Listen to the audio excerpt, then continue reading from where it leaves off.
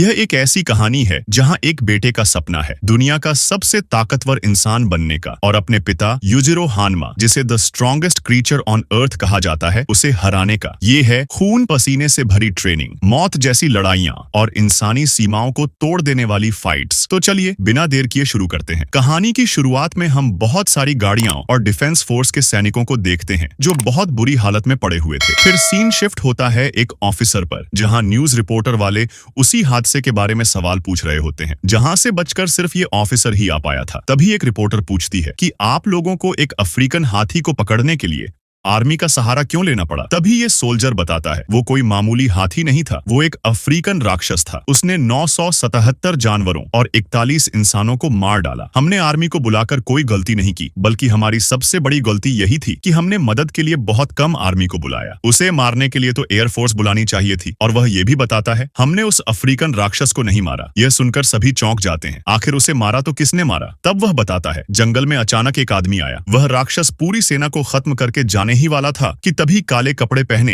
एक आदमी उसके सामने आकर खड़ा हो गया।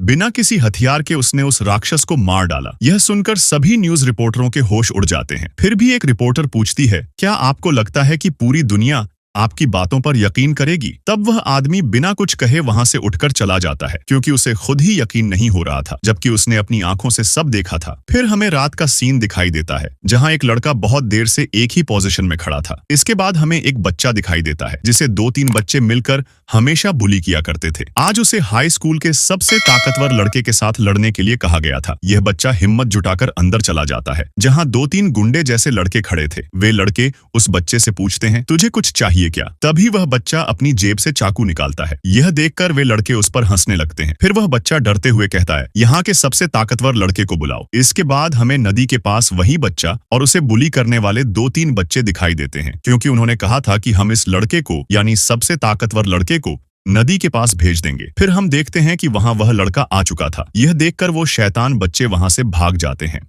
फिर वह बच्चा अपनी जेब से वहीं चाकू निकालता है। वह लड़का उस बच्चे के पास आकर कहता है, मैं हूँ बाकी हानमा। दोस्तों, यही लड़का इस सीरीज का मेन कैरेक्टर है। फिर वह बच्चा सोच रहा था, दुनिया का सबसे ताकतवर लड़का ऐसा दिखता है। मैंने जितना सोचा था ये उतना बड़ा तो नहीं है। फिर वह बच्चा अपना नाम बताता है और बाकी कहता है, क्या तुम इस चाकू का इस्तेमाल करोगे। कहते हुए वह अपना जैकेट उतार देता है और कहता है, लड़ने आए हो, लड़ाई में मैं उम्र नहीं देखता। यह देखकर बच्चा सोच रहा था, क्या अब यह स्कूल के बच्चे से लड़ने वाला है, मजाक तो नहीं कर रहा, कोई तो बचाओ। इस बच्चे को लगा कि वह उसे देखकर हंसेगा और प्यारा बच्चा समझकर छोड़ देगा। तभी बाकी कहता है, तैरना आता है क्या। बच्चे को कुछ समझ नहीं आता और वह कहता है, थोड़ा बहुत। अचानक बाकी वहां से गायब हो जाता है। बच्चा इधर उधर देखने लगता है। तभी बाकी बच्चे के पीछे आकर उसके पिछवाड़े में जोर से एक चाटा मारता है, जिसकी वजह से वह बच्चा बहुत दूर जाकर पानी में गिर जाता है।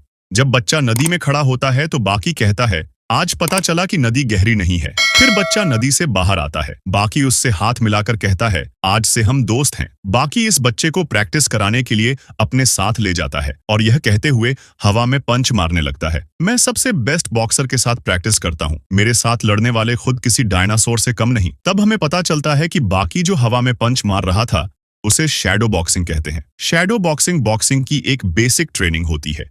इसमें अपने ओपोनेंट को इमेजिन करना होता है, फिर यह सोचना होता है कि उसे कैसे पंच मारेंगे और उसके पंच पर कैसे रिएक्ट करेंगे। अपने शरीर को उस हिसाब से रिएक्ट करवाना पड़ता है। तभी हम बाकी को देखते हैं जो बहुत तेजी से लड़ रहा था। उसके ओपोनेंट में और कोई नहीं, वर्ल्ड के हैवीवेट चैंपियन आयरन माइकल थे, जो उस बच्चे को भी साफ दिखाई दे रहा था। तभी आयरन माइकल बाकी के लिए लेफ्ट बॉडी पंच और अपर कट मारते हैं। यह आयरन माइकल का कॉम्बो मूव है, जिससे बाकी गिर जाता है और उसके नाक से खून आने लगता है। आपको भी लग रहा होगा कि बाकी तो सिर्फ आयरन माइकल को इमेजिन करके लड़ रहा है, तो उसे चोट कैसे लगी। इसे आप एक उदाहरण के साथ समझिए। सोचिए, आपके सामने एक कटोरे में 5 अचार के टुकड़े और आधा खट्टा नींबू है और आपने उसे मुंह में डाल लिया। अचार खट्टा है और नींबू उससे भी खट्टा। देखिए, आपने ना अचार मुंह में डाला ना नींबू। आपने सिर्फ सोचा कि आपके मुंह में अचार और नींबू है, फिर भी आपके मुंह में पानी आने लगेगा। यही है इंसानी शरीर का रहस्य। फिर बाकी खड़ा होता है और कहता है, चलो वार्म अप तो हो गया, अब ये खेल खत्म करते हैं। कहते हुए वह आगे बढ़ता है। तभी आयरन माइकल उसे पंच मारते हैं, लेकिन बाकी उसे डॉट्स कर लेता है और आयरन माइकल को एक जोरदार किक मारता है। इसके बाद आयरन माइकल का शैडो वहां से गायब हो जाता है। इसके साथ ही यह एपिसोड यहीं समाप्त होता है। अगर आप ऐसे ही शानदार एनिमे एक्सप्लेन्ड वीडियो देखना चाहते हैं तो हमारे चैनल को सब्सक्राइब करना ना भूलें। मिलते हैं आपसे अगले शानदार वीडियो में। तब तक के लिए बाय बाय।